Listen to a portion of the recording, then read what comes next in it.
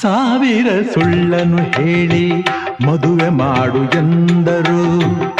ಗಂಡನಿಗೆ ಸುಳ್ಳನ್ನು ಹೇಳು ಎಂದು ಯಾರು ಹೇಳಿದರು?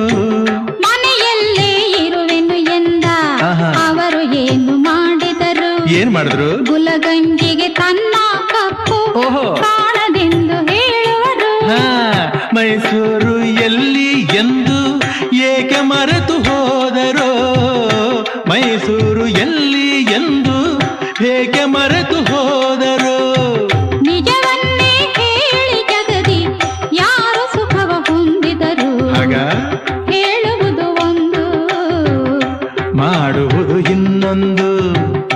ನಂಬುವುದು ಹೇಗೋ ಕಾಣೆ ಪದ್ಮಾವತಿ ಪತಿ ತಿರುಪತಿ ಶ್ರೀ ವೆಂಕಟಾಚಲಪತಿ. ಹೇಳುವುದು ಒಂದು, ಮಾಡುವುದು ಇನ್ನೊಂದು.